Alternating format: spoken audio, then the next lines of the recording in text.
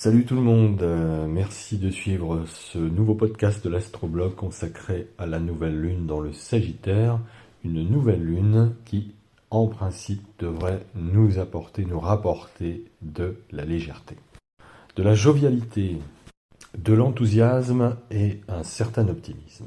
Ça va pas mal parler aux Sagittaires premier décan, surtout cette lunaison, à savoir les personnes qui sont nées entre le 22 novembre et le 2 décembre, ou les personnes qui ont des planètes dans ce secteur-là, dans les 10 premiers degrés du signe du Sagittaire. Après en être passé par les vidanges du diable en Scorpion, avec ces deux foutues lunaisons là qui nous ont bien emmerdés, il faut le dire. Donc avec ce Scorpion, si les opérations ont bien été intégrées, normalement, on a pu profiter de ces tsunamis en rafale Scorpion pour éliminer nos toxines existentielles, ce qui est le principe même, le but même du Scorpion. Mais comme nous avons toujours notre libre arbitre, rien ne dit que nous avons bien éliminé les toxines. Pour ça, il faut avoir déjà bien intégré l'épisode Vierge, qui nous permet de discerner le bon grain de livret, de faire du tri. Et là, ensuite, effectivement, dans le Scorpion, avec la planète Pluton, nous éliminons ce qui doit être éliminé, c'est-à-dire livret. Mais si le discernement n'a pas été bien opéré, rien ne dit que nous n'ayons pas jeté le bon grain et gardé l'ivraie. Et donc, problème. Donc vient l'opération de Sagittaire pour justement prendre conscience de ce qui a été fait. Et donc, soit on s'enthousiasme parce que justement on a gardé le bon grain et on va pouvoir s'en servir pour la suite. Soit au contraire, on se rend compte qu'on s'est trompé et qu'on a fait une mauvaise opération, un mauvais calcul. Et donc le Sagittaire va sauver les apparences, sauver la face, alors qu'au fond de lui, il sait très bien qu'il a fait une erreur, qu'il s'est trompé. Et donc vient ensuite l'étape Capricorne, Capricorne-Cancer, donc le signe de la nostalgie, le signe du passé. Et donc, effectivement, dans ce cas de figure, on peut passer beaucoup de temps à nourrir des regrets, à se lamenter, et en fait à se dire mais bon sang, qu'est-ce que j'ai fait, etc. Pourquoi j'ai fait ça, alors que finalement la situation était claire et j'avais la possibilité de faire autrement. D'autant plus que depuis 2019, nous avons des aspects Jupiter-Neptune un peu délicats. Là, ça se termine par cette conjonction qui d'ailleurs va prendre fin à la suite de cette nouvelle lune en Sagittaire. Et que, effectivement, cette conjonction, comme je l'ai déjà dit, peut détourner la conscience, détourner la connaissance. Vous voyez, c'est ça, c'est un peu un détournement de connaissance et un détournement de conscience. Et en fait, tout peut s'inverser, c'est-à-dire qu'on peut prêter des vertus là où il n'y en a pas, et au contraire, des défauts là où il y a plutôt des vertus. On voit bien comment Jupiter-Neptune peut brouiller les pistes, rebattre les cartes, et pas forcément dans le bon sens et dans le bon ordre. La particularité de Jupiter-Neptune, c'est soit le miracle, accompli, réalisé, soit le mirage. Ce peut être aussi une succession de vagues de contagions délirantes, d'hystérisation de masse, de tsunamis psychiques où l'on peut possiblement perdre les repères de la raison, de la rationalité. Donc ça marche ça sur le plan collectif comme sur le plan individuel. À savoir qu'on est trompé par les apparences qu'on nous présente, des discours qu'on nous tient, et aussi par ses propres paradigmes, ses propres croyances. D'où l'importance, comme je l'ai souvent souligné au cours des vidéos, de faire appel au signe de la Vierge et au Mercure Vierge qui nous permet, en principe, en tout cas qui nous invite à faire preuve de discernement. Et évidemment, autant que possible, le meilleur discernement. Séparer le bon grain de l'ivraie, ça veut bien dire ce que ça veut dire. Mais si par la suite on jette le bon grain et on garde l'ivraie, donc dans ces cas-là, on peut avoir une super récolte, mais si on jette le meilleur de cette récolte et qu'on garde le plus mauvais, bien on va pas pouvoir produire quelque chose de super top derrière. Donc vous voyez, souvent je précise toujours qu'en astrologie, toutes les caractéristiques ont à la fois une face lumineuse et une face sombre. Donc il n'y a jamais de déterminisme pur et dur avec l'astrologie. Nous avons toujours notre libre arbitre et donc notre capacité de choix et de décision. La vie nous met en situation, et ensuite c'est à nous de cultiver l'art des choix, si je puis dire, pour savoir si nous optons pour telle ou telle direction.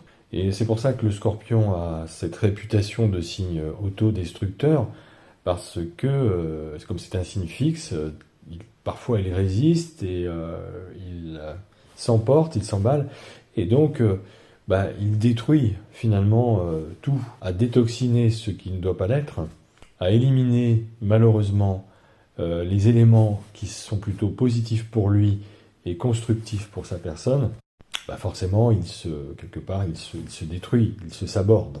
Et au contraire, si l'opération est bien faite, là c'est super, parce que le Scorpion, avec Pluton, du coup c'est la renaissance, et en effet, il peut renaître à lui-même dans une meilleure version. Alors qu'à l'inverse, si vous préférez, c'est un petit peu comme dans Star Wars, c'est-à-dire que c'est le basculement du côté obscur de la force. C'est-à-dire ce qui était censé être le meilleur pour lui devient une arme destructrice redoutable et qui tôt ou tard se retournera contre lui. Quand je parle du Scorpion, bien sûr, amis Scorpion, ne le prenez pas uniquement pour vous, il s'agit de l'énergie Scorpion. Nous avons tous du Scorpion dans notre thème astral, et donc forcément ce Scorpion opère à des moments de notre vie. Donc ça c'est valable bien sûr pour tout le monde. Donc c'est pour ça que la nouvelle lune en Sagittaire, elle peut être effectivement super entre guillemets positive, si les opérations précédentes ont bien été intégrées et bien établies. Sinon, comme il y a un côté très amplificateur avec le Sagittaire, il peut aussi amplifier, déployer, le Sagittaire se déploie, il peut déployer, amplifier, évidemment, les choses moins globes. Et comme c'est un signe idéaliste, en étant persuadé, convaincu dans son idéal, que ce qu'il va faire, évidemment, ce qu'il va développer, va être à la fois le meilleur pour lui et pour les autres. Sauf qu'il a oublié que il n'a pas fait le bon tri, le bon choix, et qu'il n'a pas éliminé ce qui devait être éliminé. Sinon, l'énergie se manifeste dans le sens contraire, et donc on tombe dans l'insensé, dans l'irrationnel, dans l'absurde. Et là où le Sagittaire a pour mission de réussir une certaine intégration des particularités, là c'est l'inverse qui va opérer. Il va au contraire désintégrer, parce qu'il va considérer que dans ces particularités, il y en a trop qui sont hors normes. Il va se positionner comme le rebelle, l'ange déchu, l'antisocial par excellence, le marginal, l'ostracisé ou celui qui ostracise. Il peut aussi devenir moralisateur, pédant, péremptoire dans ses idées. Là où il doit dépasser les limites et les frontières, il en crée. Du coup, il sépare, il divise. Il peut aussi rester dans l'aventure, dans la quête permanente, sans but véritable, sinon de satisfaire sa simple curiosité. Et donc finalement, là, il reste plus dans une polarité Gémeaux. Et passer son temps à papillonner, jamais satisfait, jamais rassasié. Toujours en quête finalement. Mais en quête sans véritable but. Et donc de dilapider ses forces, de s'épuiser à galoper sans arrêt de ci, de là, sans jamais réussir à faire la synthèse de ces florilèges d'expérience, sans jamais trouver un fil d'Ariane, un fil conducteur, une idée générale directrice pour la vie. Donc le voyage qu'il établit dans sa vie devient inepte. Et là où le Sagittaire est un signe de foi, vraiment d'idéal, et bien justement, il risque de perdre la foi, ne plus réussir à se fixer de véritables buts. Parce que c'est le but principal du Sagittaire, c'est que les choses doivent faire sens à ses yeux, et selon ses codes moraux et ses valeurs. Et dans ce cas-là, il devient totalement désenchanté, alors que c'est par excellence le signe de l'enchantement, le Sagittaire. Et la capacité à enchanter, à réenchanter le monde quand il est dans de bonnes dispositions et qu'il a tous les feux verts pour lui et qu'il s'est donné justement les moyens pour que tous les feux soient ouverts.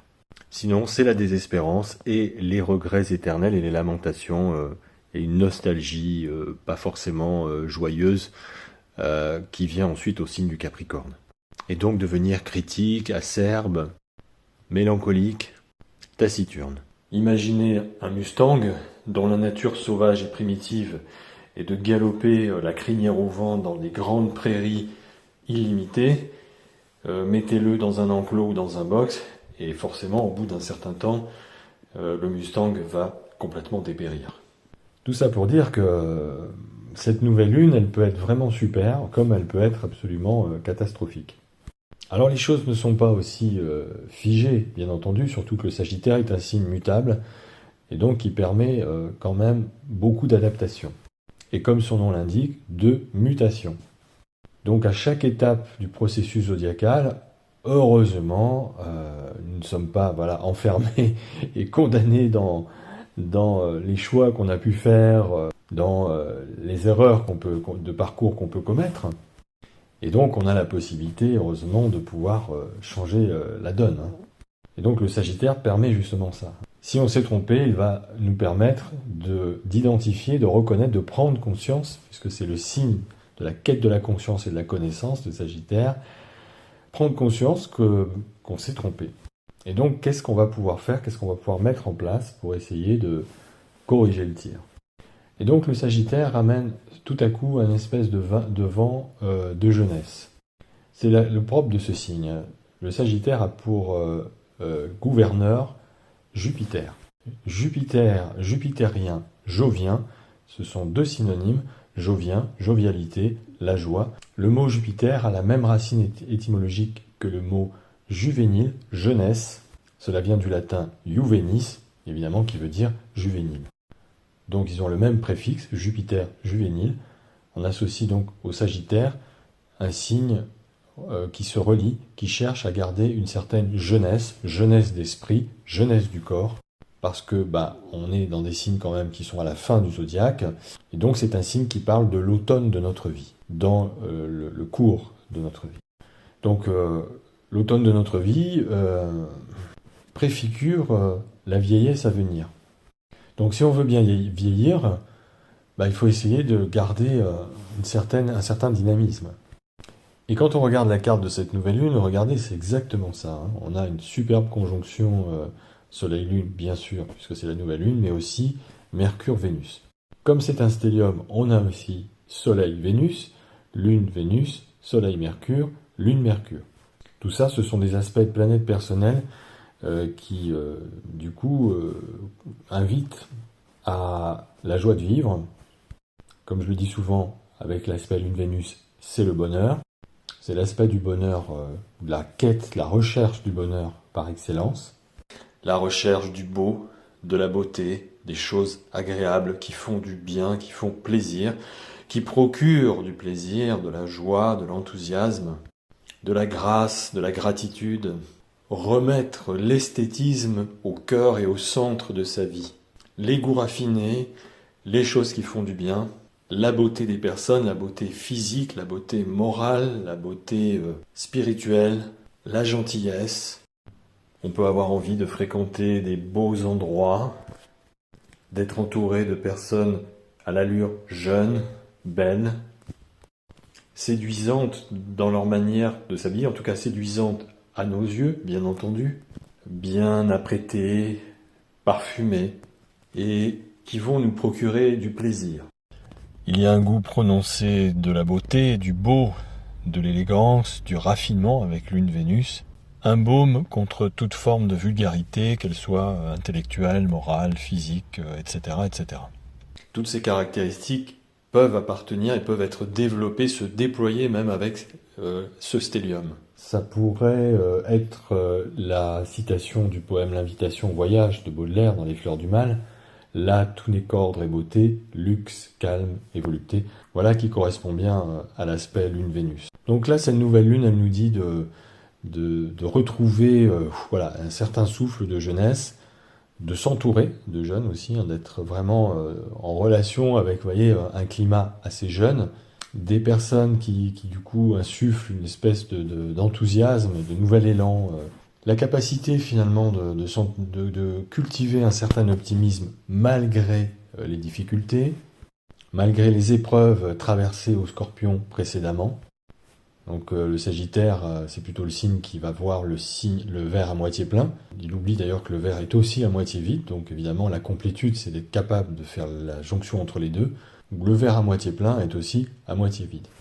Donc, quelle que soit la manière dont on va vivre cette nouvelle lune Sagittaire, dans un sens ou dans un autre, il y a un trigone à Jupiter qui est donc le gouverneur de cette nouvelle lune.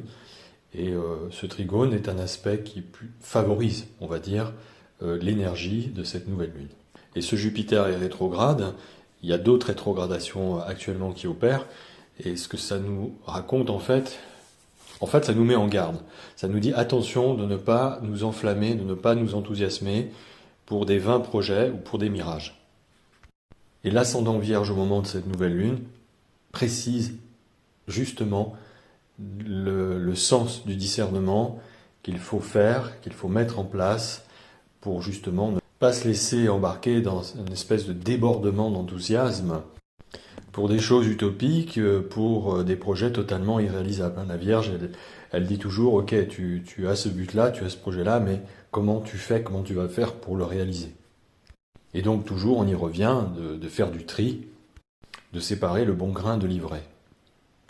Donc l'enthousiasme, les désirs, les envies, la jovialité, le juvénisme, oui, mais pas n'importe comment et pas pour n'importe quoi. Et si on doit s'associer, si on doit faire relation, pas avec n'importe qui.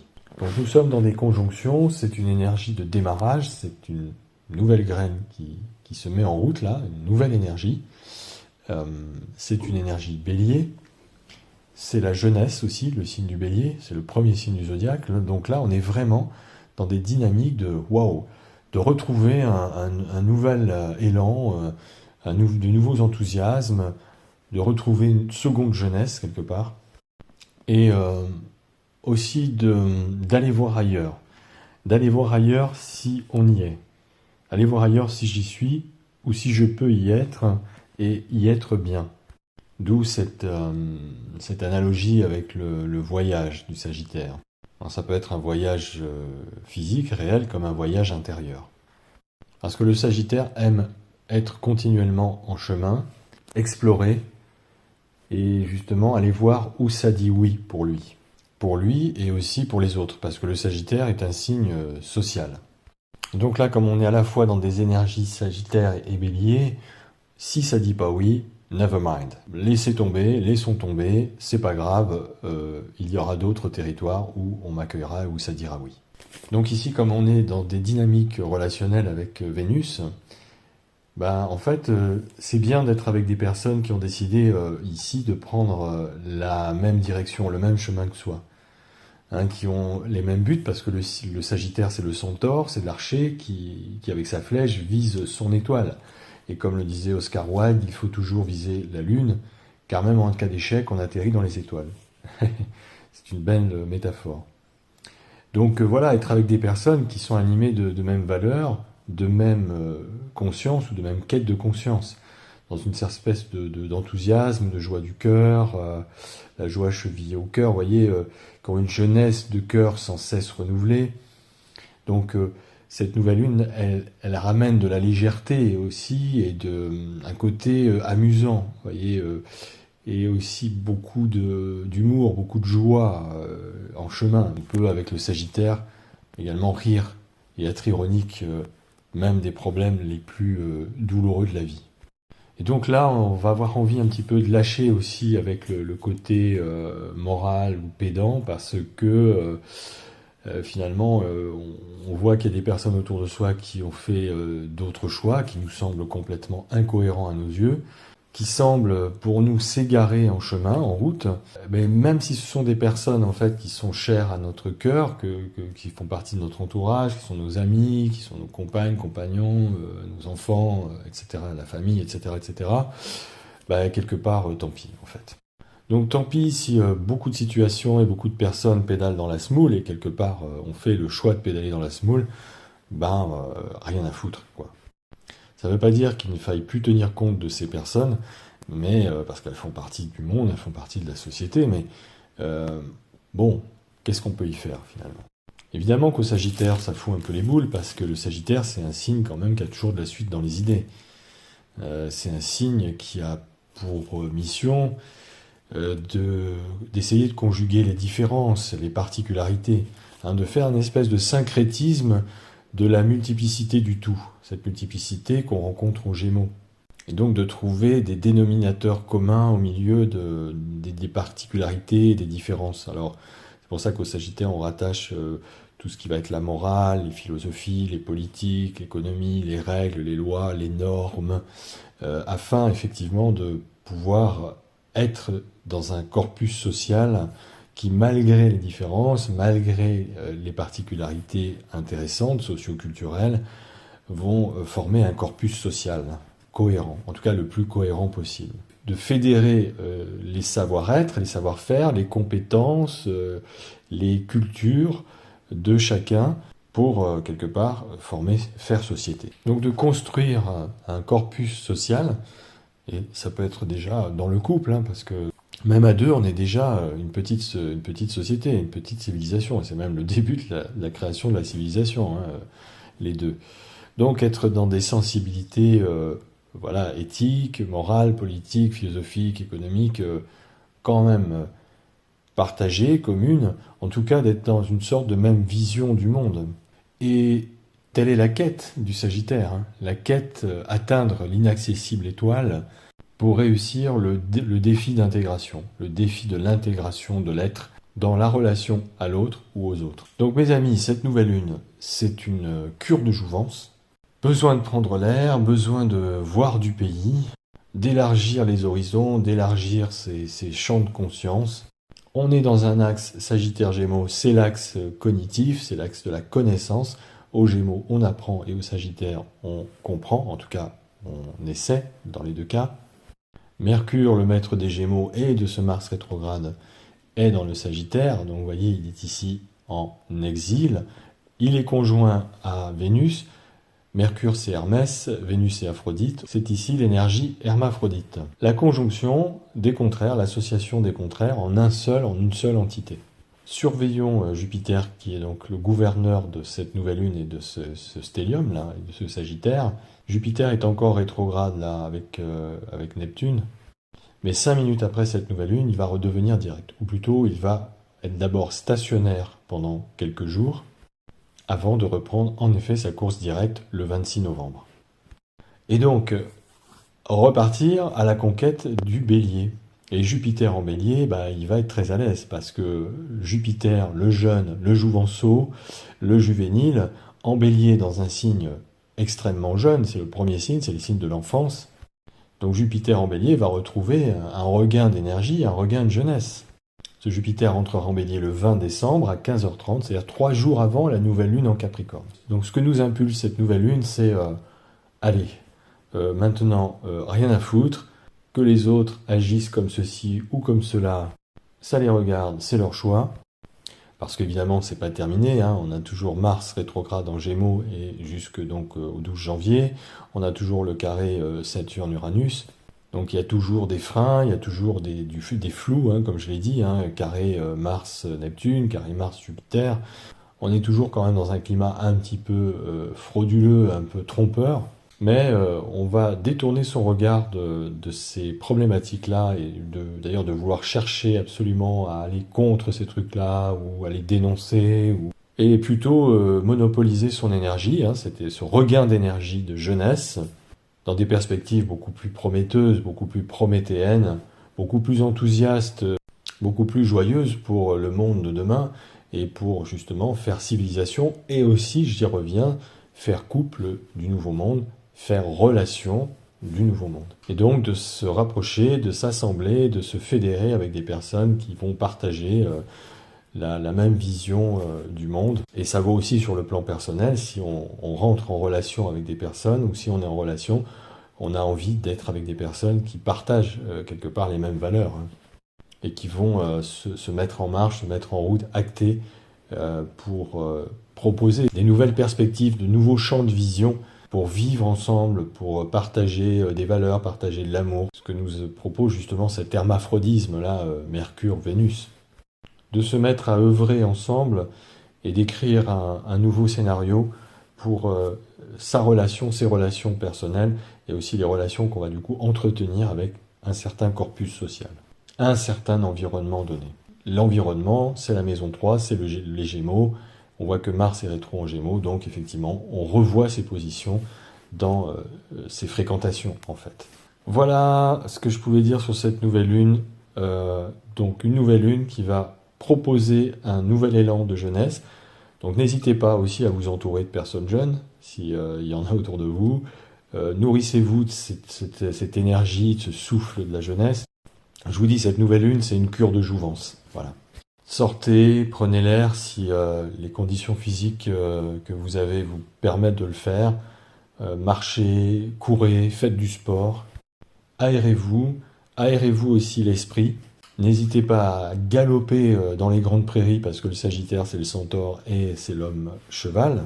Et d'ailleurs regardons un petit peu Chiron qui est le centaure par excellence, le guérisseur blessé, celui qui rêve de découvrir la panacée, le remède universel, commun à tous les hommes, commun à tous les citoyens de la terre et des cieux.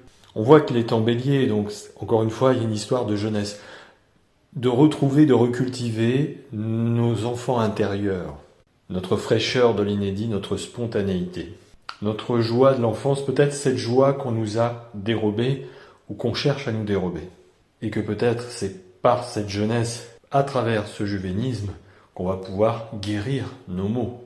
Ouvrez les horizons, ouvrez aussi du coup votre esprit, hein, c'est ce que nous dit le Sagittaire, soyez curieux, soyez explorateurs, exploratrices, soyez découvreurs, parce que le Sagittaire permet de faire tomber les œillères qu'on peut avoir de temps en temps, donc d'ouvrir le regard, d'ouvrir le cœur en grand, afin de pouvoir se dilater, de pouvoir s'étendre, s'expandre dans le monde. Essayez de donner du sens, essayez de trouver un but, en fait, existentiel à votre présence ici-bas, parce que c'est un petit peu le sens du signe du Sagittaire.